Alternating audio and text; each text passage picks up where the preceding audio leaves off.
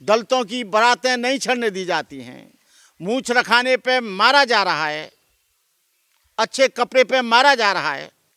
और सबसे ज़्यादा मनोबल इसमें बढ़ा है तो उन मनुवादियों का बढ़ा है जो दलित को और पिछड़े को अच्छा नहीं देखना चाहते।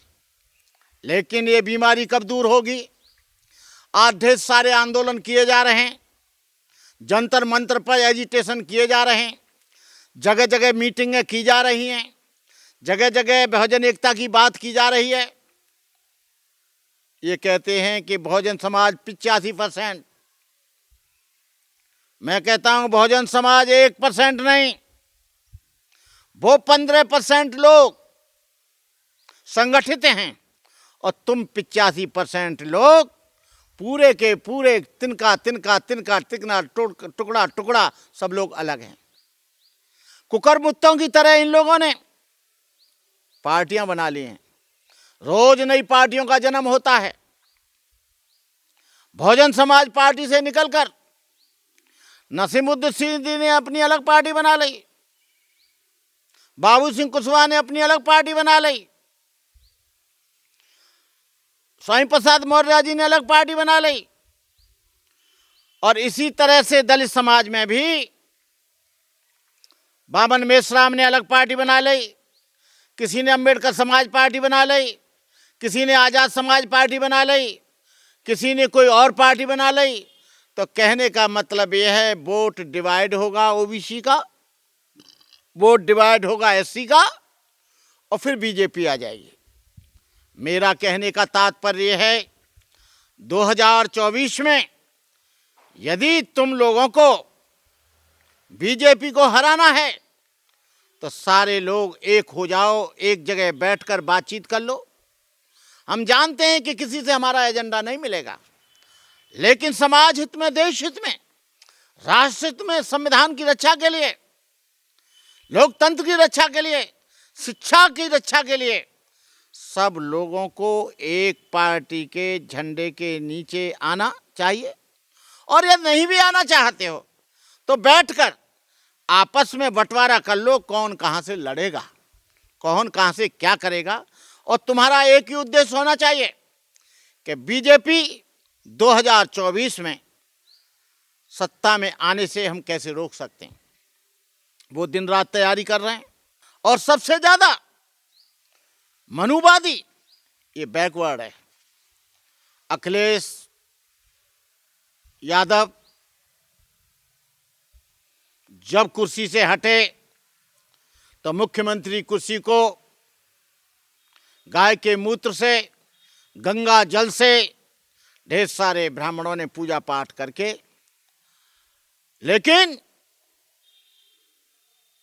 अखिलेश जी ने, बहुजन समाज पार्टी ने महापुरुषों के नाम पर, और वो भी बैकवर्ड के नाम पर, जो बैकवर्ड के महापुरुष थे, जो पिछड़ा वर्ग के महापुरुष थे, उनके नाम पर जिले बनाए। उनको सम्मान देने का काम बहुजन समाज पार्टी ने किया, लेकिन उनके नाम को खत्म करने का, उन जिलों को पुनः से बदलने का काम समाजवादी पार्टी ने किया।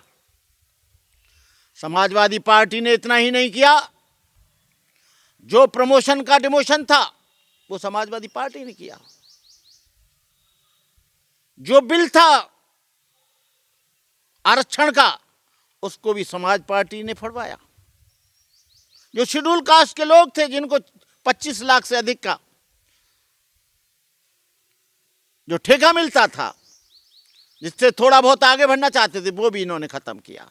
और वो इसलिए खत्म किया कि सवर्ण, ब्राह्मण, क्षत्रिय, वैश्य इनको पसंद करे। लेकिन मैं बता देना चाहता हूं, सबसे ज्यादा इनकाउंटर हो रहे हैं तो वो ओबीसी के हो रहे हैं। सबसे ज्यादा डिस्क्रिमिनेशन हो रहा है, उन बच्चों को रोका जा रहा है शिक्षा से, तो ओबीसी का किया जा रहा है। ये जब तक ये मनुवादी व्यवस्था रहेगी तब तक हमें नहीं लगता कि ये समाज एक जगह आएगा। और मैं बहन जी के लिए भी कहना चाहता हूं, बहन जी, समाज हित में, राष्ट्र हित में हम ये नहीं कह रहे कि आप अपनी पार्टी का विलय कर लो, लेकिन हम इतना जरूर कहना चाहेंगे कि आप ऐसे संगठनों को बुलाकर बातचीत करिए जो 2024 में बीजेपी को उखाड़ फेंके। 2024 का जो इलेक्शन है पूरे देश के ओबीसी, एसटी, बहुजन समाज, अल्पसंख्यक, मुस्लिम, ईसाई, बौद्ध, सिख सबके लिए बहुत महत्वपूर्ण है। यदि 2024 में मुस्लिम, सिख, ईसाई, बौद्ध, अल्पसंख्यक, ओबीसी, एसटी, एससी, आदिवासी, दलित एक जगह नहीं हुआ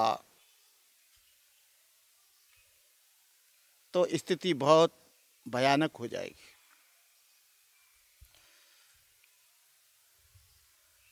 बीजेपी ने 2014 से लेकर अब तक करीब 10 साल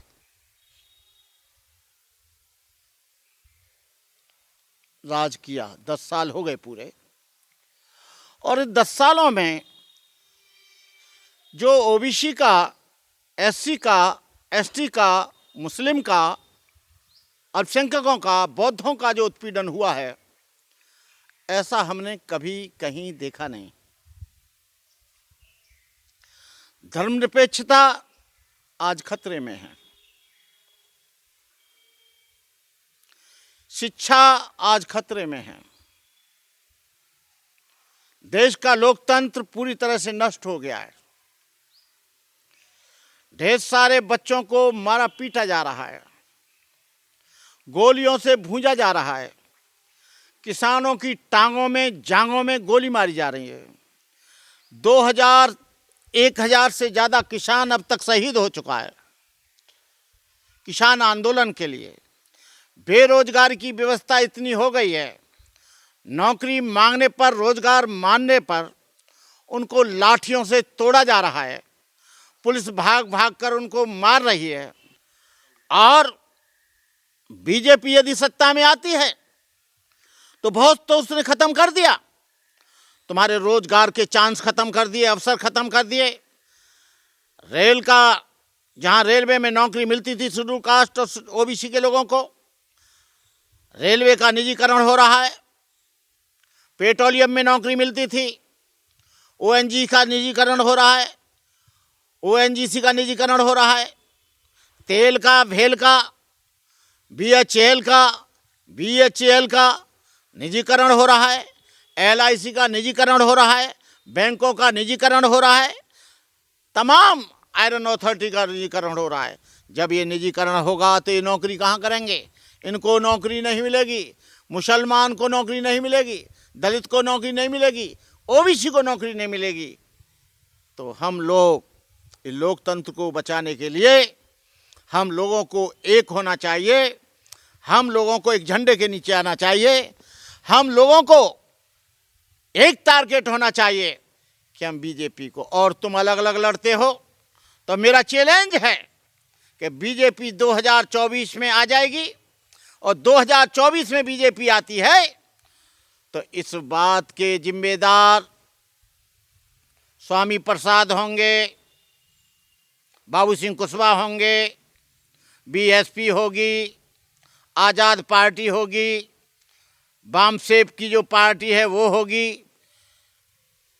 इसके लिए अंबेडकर जो है, प्रकाश अंबेडकर, वो होंगे, रामदास आठवले होंगे, क्योंकि ये लोग अपना व्यक्तिगत स्वार्थ नहीं देखें, आज समाज को देखें। रामदास आठवले कहते हैं कि बहन जी मेरी पार्टी में आ जाएं तो मैं राष्ट्रीय अध्यक्ष बना दूंगा। अरे रामदास आठवले जी, बहन जी के सामने तुम कहाँ टिकते हो?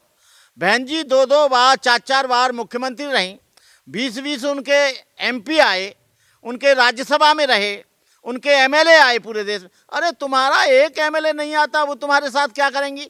तुमको आना है तो बहन जी के साथ आ जाओ। बहन जी किसी भी संगठन के साथ नहीं जाएंगी, और वे ये मानते हैं कि राष्ट्रीय स्तर पर बीएसपी का वोट है, बीएसपी के साथ दलित है, तो इन तमाम संगठनों को जो कुकरमुत्तों की तरह पैदा हुए हैं, जो रोज पैदा हो रहे हैं मेढकों की तरह, तो वो जो है बीएसपी को सपोर्ट करें और बहन जी के साथ बैठकर बातचीत करें। चाहे अखिलेश हों, चाहे तेजस्वी हों, चाहे बाबू सिंह कुशवाहा हों, चाहे स्वामी प्रसाद मौर्य हों, चाहे रामदास आठवले हों, चाहे प्रकाश अम्बेडकर हों, क्योंकि सबसे ज़्यादा आज के समय में बहुजन समाज का वोट देखा जाए और बहुजन समाज का संगठन देखा जाए, कैडर की दृष्टि से, जिले की दृष्टि से, संगठन की दृष्टि से, तो मुझे तो किसी भी दलित का संगठन ऐसा नहीं लगता जो बहुजन समाज की तरह काम कर रहा हो या बहुजन समाज पार्टी की तरह मजबूत हो। तो हम कहना चाहते हैं कि आप लोग एक बार बहन मायावती को इस साल पूरा समर्थन दे दो, और समर्थन नहीं देते हो तो सबसे ज़्यादा जिम्मेदार आप लोग होंगे। बहन जी के ऊपर आप संदेह मत करो कि वो बीजेपी के बी टीम हैं, वो बी टीम नहीं है। हम आज भी कहते हैं वो अपने तरीके से समाज का काम कर रही हैं। और जो बौद्ध भिक्षु, बहुत से लोग समाजवादी पार्टी में काम कर रहे हैं, समाजवादी पार्टी में जा रहे हैं, कांग्रेस में जा रहे हैं, बीजेपी में कुछ चाटुकार लोग बैठे हैं, इन लोगों को कहना चाहता हूं कि बहुजन समाज पार्टी से ज़्यादा अच्छी पार्टी और बहुजन समाज से ज़्यादा समाज का उत्थान करने वाली और बहुजन समाज के नाम पर राष्ट्रीय स्मारक बनाने वाली पार्टी, प्रेरणा स्थल बनाने वाली पार्टी और यहाँ की शिक्षा को आगे बढ़ाने वाली पार्टी वो बहुजन समाज पार्टी है और कोई पार्टी नहीं है। जब बहुजन समाज पार्टी का शासन था, कहीं जुल्म नहीं होता था, कहीं बलात्कार नहीं होता था। ये सारी की सारी जिम्मेदारी वहाँ के एसपी की होती थी। वो डायरेक्ट जो है वहाँ पर आईपीएस सस्पेंड होता था, डिप्टी एसपी सस्पेंड होता था, डीएम सस्पेंड होता था, तो वो बहुत अच्छी तरह से काम करते थे। लेकिन आज आप देखते हैं जुल्म होता है। मेरठ में, रामपुर में बच्चे को मार दिया गया, लेकिन एफआईआर लॉन्च नहीं हो रही है और वहाँ पर पुलिस भी उनको मार रही है। लखनऊ में हमारे जो टीचर की भर्ती के थे लोग, रोजगार मांग रहे, उनको लाठियां मार मार कर उनको घायल कर दिया। किसान तड़फ रहा है, किसान जो है आंदोलन कर रहा है, किसानों को गोलियां मिलती हैं, भूखे रहते हैं, प्यासे रहते हैं। इसलिए मैं यहाँ के किसानों से, नौजवानों से, दलितों से, आदिवासियों से, मुसलमानों से, ईसाइयों से, बौद्धों से और तमाम लोग जो दबे पिछड़े लोग हैं उनसे अपील करना चाहूँगा, यदि आप बीजेपी को उखाड़ फेंकना चाहते हो तो एक जगह आ जाओ, एक जगह वोट दे दो, एक जगह समर्थन दे दो। मैं जानता हूँ बहन जी कभी तुम्हारा बुरा नहीं करेंगी। आपको मालूम होना चाहिए जब बहन जी की गवर्नमेंट थी, उन्होंने सब समाज के लोगों को प्रतिनिधित्व दिया, चाहे तो थाना हो, चाहे पुलिस हो, चाहे आईएएस हो, चाहे आईपीएस हो, सब इंस्पेक्टर हो, थाना हो, चाहे स्वास्थ्य विभाग हो, चाहे चिकित्सालय हो। बहन जी ने सारे लोगों को जाति देखकर नहीं, उनकी संख्या देखकर, उनकी एलिजिबिलिटी देखकर बहन जी ने सबको सम्मान देने का काम किया। लेकिन आज जो हो रहा है, एक ही जाति के लोग, एक ही समाज के लोग पूरे देश में काबिज हैं, पूरे देश के बड़े बड़े ओहदों पर कामिल हैं। इसलिए मैं कहना चाहूँगा कि आप लोग, यदि बीजेपी इस बार जीत गई तो मनुस्मृति लागू होगी, मनुस्मृति लागू होगी, नया संविधान लागू होगा, नया पार्लियामेंट बन चुका है और आपकी पिटाई का सारा सौदा तैयार रखा है। इन्हीं शब्दों के साथ मैं देश के तमाम लोगों से अपील करना चाहूँगा, एक जगह बैठो, एक जगह चिंतन करो, एक जगह बैठकर मेरा सभी से निवेदन है, अनुरोध है कि आप लोग, बहुत ज़्यादा नुकसान हो गया है, अभी नुकसान को रोकना चाहते हो तो रोक लो, नहीं सबसे ज़्यादा जिम्मेदारी आप लोगों की होगी। आने वाले समाज में आपकी नस्लें, आपकी पीढ़ियां आपको माफ़ नहीं करेंगी। इन्हीं शब्दों के साथ मैं आप लोगों को शुभकामनाएं देता हूँ।